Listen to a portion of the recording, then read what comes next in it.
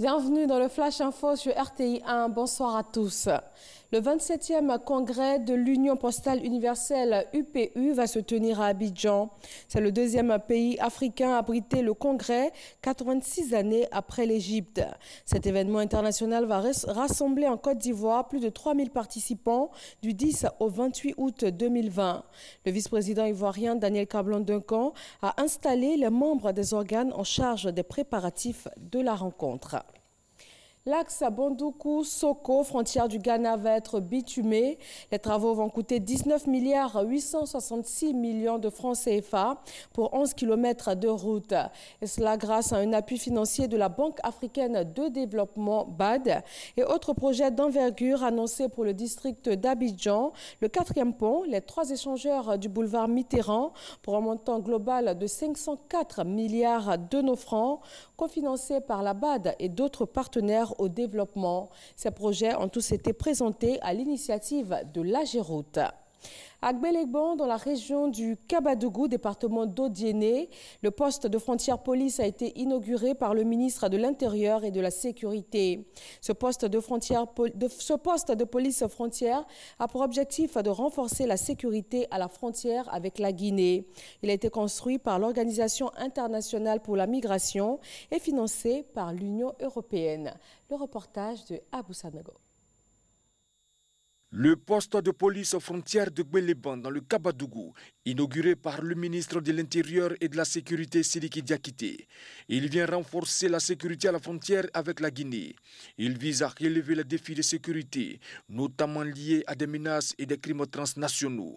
Ce poste, situé à la frontière, est fourni en eau potable par un château d'eau construit à cet effet, et il est doté de locaux pour les formalités d'entrée et de sortie du territoire, des passages aménagés pour le contrôle des migrants, d'une salle radio et de plusieurs bureaux. L'édifice a été réalisé dans le cadre d'un projet d'appui à la gestion des frontières en Côte d'Ivoire en vue d'améliorer la sécurité frontalière avec la Guinée. L'ouverture d'un poste de police frontière ne signifie pas la fin de la cohabitation avec nos voisins, ni ne doit constituer une entrave à la liberté de circulation des biens et des personnes. Le poste ne vient pas non plus mettre fin à notre vieille tradition d'hospitalité et de fraternité entre les peuples. Ce poste frontière a été construit par l'OIM, l'Organisation internationale pour la migration, et financé par l'Union européenne. Je tiens à réaffirmer l'engagement de l'OIM à apporter notre support technique afin de poursuivre les efforts du gouvernement de la Côte d'Ivoire dans la gestion des frontières dans un contexte où les défis sécuritaires occupent une place majeure. La Côte d'Ivoire reste un pôle de stabilité. Et je crois, en tant que l'Union européenne et représentant de l'Union européenne, on voudrait bien soutenir la Côte d'Ivoire de rester ce pôle de stabilité dans la région. Les élus et cadres de Gbeleban se sont félicités de la mise en service du poste de police aux frontières qui s'inscrit dans la volonté du gouvernement ivoirien d'assurer la sécurité des populations sur la base d'une collaboration renforcée entre les communautés et les autorités locales. Outre le poste de police aux frontières de Gbeleban, 3 autres nouveaux postes de police aux frontières ont été inaugurés, notamment à Sipilou, Gbaple et Négouni. À cet effet, le corps préfectoral de ces différentes localités a reçu les clés des véhicules de service pour les différents officiers et agents qui auront la responsabilité de la gestion des 10 postes. Dans EcoPlus ce soir, on parle de la fraude à l'importation. La majorité des biens de consommation provient de l'importation car la production industrielle locale peine à couvrir les besoins nationaux. Cependant, 80% de ces produits importés qui se retrouvent sur le marché sont frauduleux. C'est le cas de l'industrie laitière locale qui a du mal à écouler une production concurrencée par des produits frauduleusement importés. Comment l'État tente de juguler ce phénomène? Des réponses dans le dossier EcoPlus à 20h.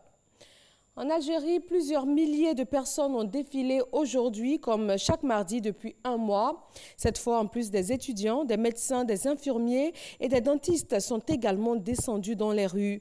Le mot d'ordre est le même, non à la prolongation du mandat du chef de l'État.